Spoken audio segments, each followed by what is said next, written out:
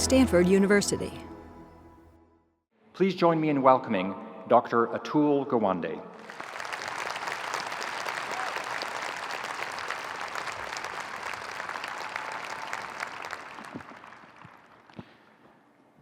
Congratulations, graduates.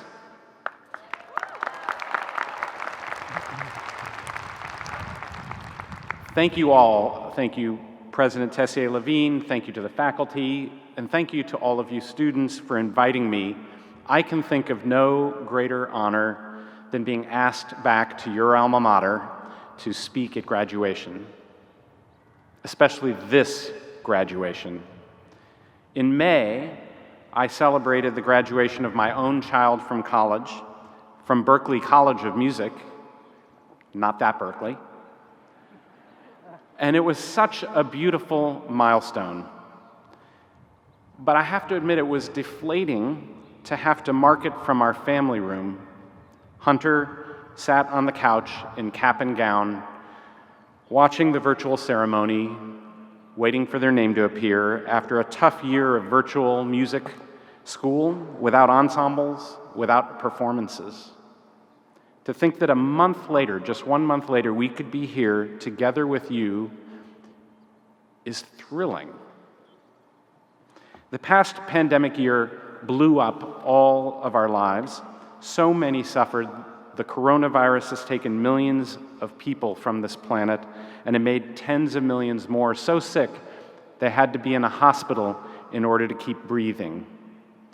Those with the least wealth and opportunity, those who couldn't retreat behind their screens, suffered most. But no one escaped loss of some kind. The disease grounded our planes. It closed our borders. It shuttered workplaces and schools. It took away our ability to come together to hear music, to break bread, to hold weddings and funerals, to simply let children play. It did this for an entire year. For much of the world, the worst is not past. In the first few months of 2021, more people died from the coronavirus pandemic than in all of 2020. We are so lucky to live in this country, which has supplied such remarkably effective vaccines, and in such quantities that we're now giving away hundreds of millions of doses globally.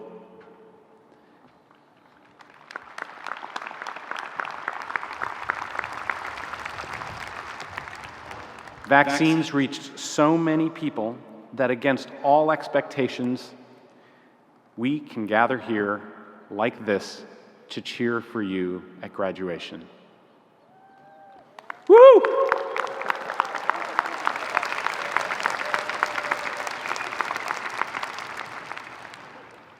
I remember my graduation one sunlit day like this years ago. I remember the joy of processing into the stadium with my friends. I remember scanning the crowd to look for the smiling faces of my family members. And I remember the annoying question everyone asks new graduates. So what now for you? And I had an answer: more school. And your answer might be the same, or it might be a job, a trip, a move back home. But the truth was that none of us knew what was ahead for us. How could we? Many of my classmates would have careers doing work that did not even exist in 1987, when we stood where you are sitting. For example, I had classmates who'd make their mark helping the people of a post-communist Russia and Eastern Europe and a post-apartheid South Africa, none of which was more than a fever dream back then. My tech friends would later take jobs with names that would have been incomprehensible, such as app designer, driverless car engineer, data scientist, chief information security officer, blogger, or for that matter, Peloton instructor. In medicine, friends later worked in unimagined fields like genomics, face transplantation, and mRNA vaccine production.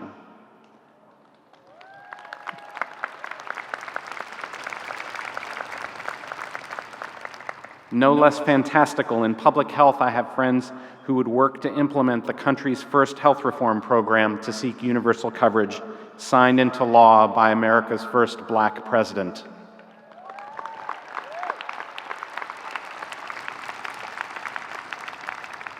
My classmates would also have personal life experiences that were equally unpredictable, though more familiar.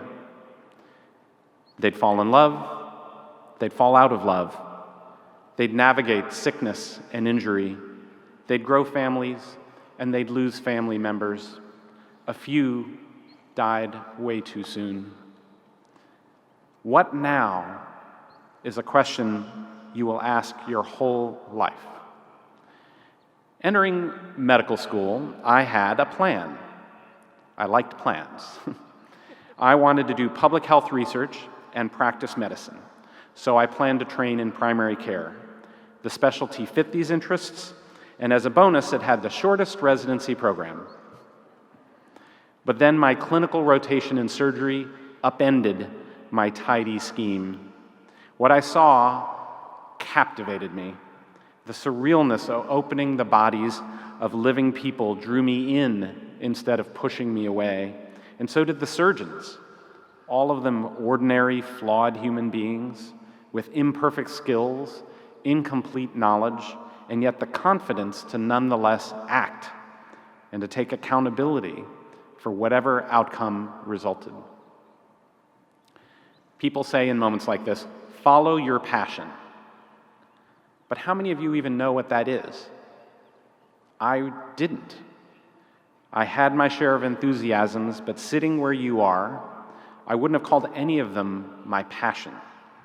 I had no idea which enthusiasms would endure and which would fade. Over time, however, I came to be able to tell the difference between the things that merely absorbed me, the way that TikTok videos do now, and things that energized me. Seeing the difference took a while. Coming to Stanford from rural Ohio was mind-blowing. It exposed me to a wider range of things to do and to be than I'd known. During freshman year, my roommates and I signed up at KZSU for a late-night slot spinning records.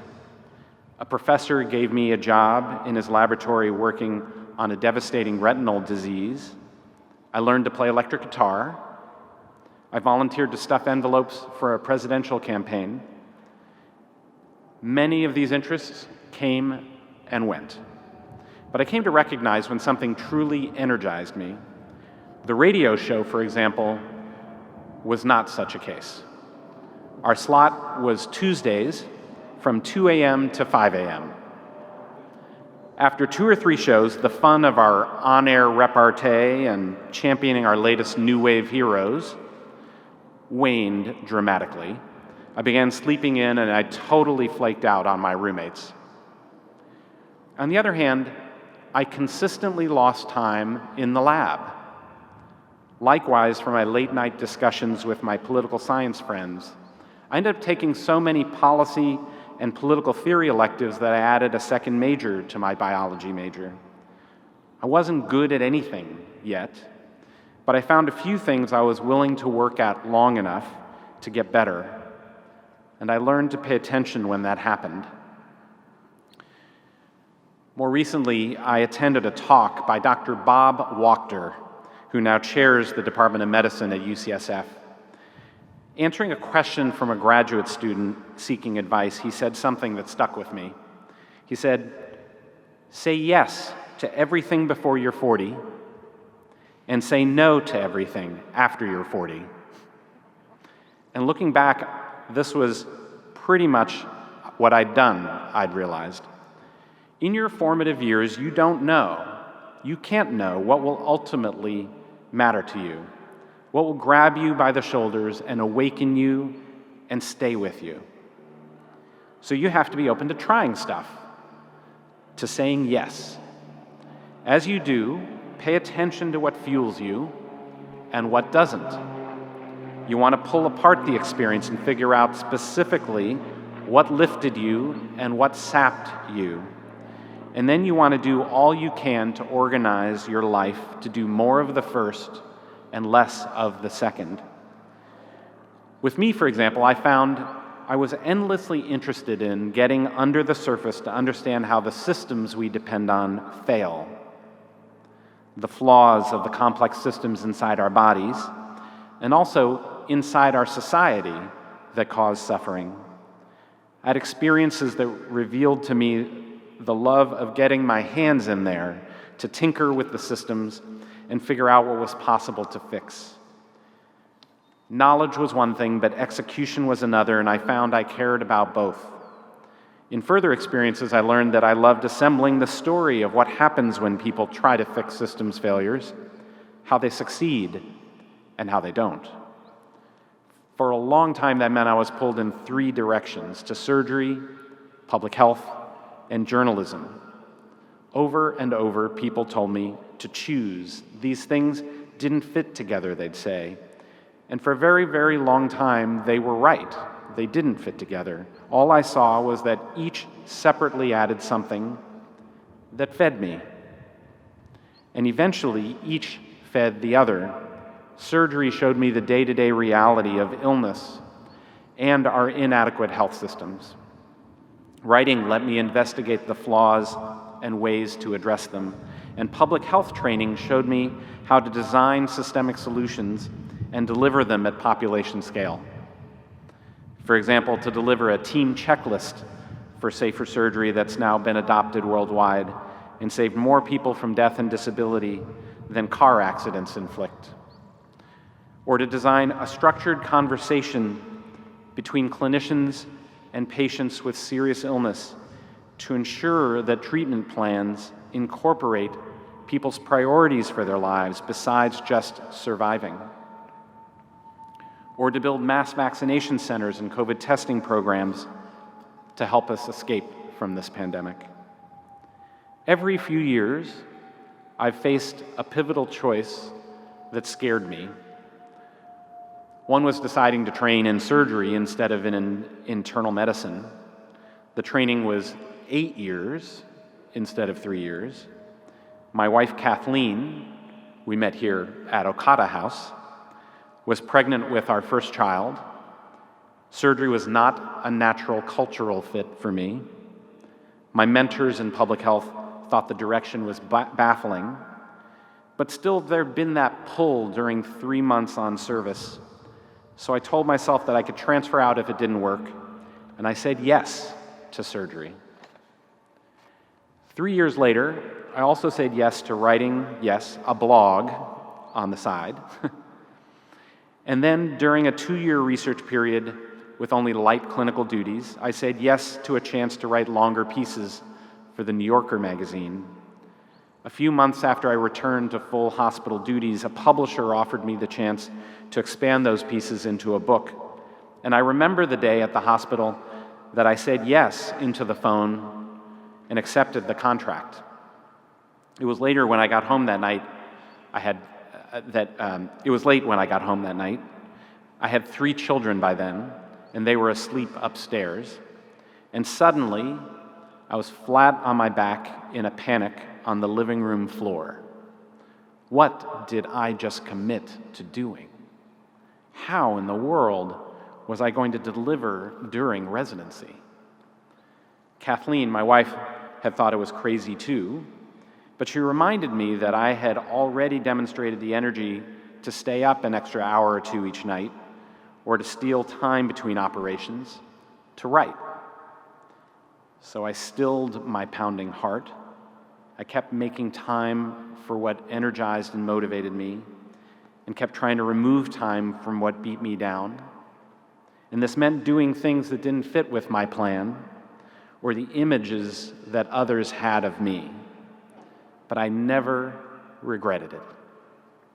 I've had great luck and privilege just to have the opportunities I've had. like even trying to do surgery or to write. Simply by being in this community, you too have had choices and exposures that few others have. Most people face far tighter constraints on their life. But I've seen that even patients facing the end of life, the tightest constraint of all, have had room to assert their priorities in their lives besides just living longer, to maximize time for what lifts them up and to try to limit what brings them down. The other half of Bob Wachters' advice, however, was say no to everything after you're 40. By that he meant that by that age you should know enough about yourself, but what really matters to you, to focus on that. In fact, you have to say no to focus on that. As you get older, this will become your advantage. You begin to know yourself, your capabilities, your gaps, what motivates you, well enough to commit to efforts that can run a long time to realize. Years, decades if necessary. You even become willing to work for goals that will not be achieved in your lifetime. I want to return to COVID for a moment. This plague forced us all to see our lives anew. Under crisis, we had to pare our lives down. We had to jettison what could be jettisoned, and we had to keep what truly mattered. We had to try living in new ways. We had to figure out how to endure. For me, dealing with the uncertainty was the hardest part. How long would this plague last? How bad would it get? What troubled me most, though, was the fact that so much of the uncertainty was human-made instead of virus-made. The pandemic was, and it still is, a spreading fire. Experts actually figured out, rather quickly, how to stop it, with wide testing, masks, avoiding indoor crowds, use of good ventilation, and ultimately with vaccination. But knowledge is one thing, and execution is another. Those communities that came together across political lines to acknowledge the threat and fight the fire were able to stop the fire. Our nation did not come together. The fact that we could not collectively summon the commitment required, that we've had key leaders who saw political opportunity in undermining that commitment, has been distressing beyond words. Leaders have a choice. They can move ahead by driving division and stoking fear, or they can move ahead by binding us together and confronting our fears. The divisive path generates attention more easily and generates more immediate gratification. That means we will always have those who will take the divisive path. The fact that that path is ultimately dispiriting for people, however, while the other path raises our spirits up, gave me confidence about which eventually would prevail.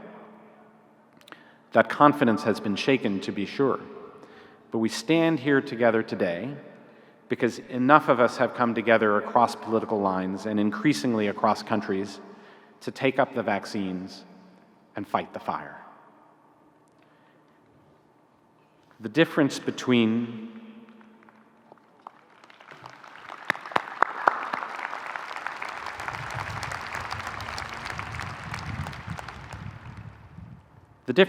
these two paths is worth remembering as we each encounter that what now question in our lives, that question about what we individually will commit to next. All of us are seeking how to express our worth, and everyone does have worth equally with everyone else as human beings. We do just by being here in this world. To discover how to express that worth, you just have to keep saying yes until you found it. And if you do that, you will find it. But the better choices are not often the easiest or most enjoyable ones. The most meaningful goals are usually slow to achieve. They're also usually the ones that bind people together rather than push them apart, that feeds not only your purposes, but feeds their purposes.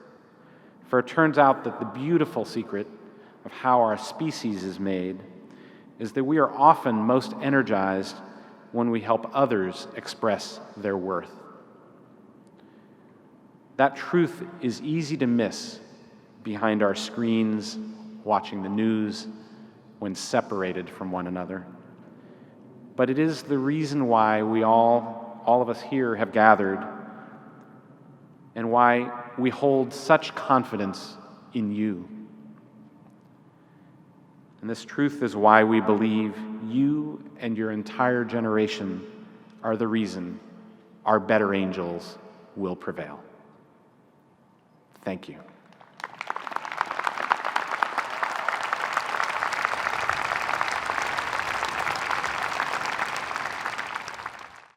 For more, please visit us at stanford.edu.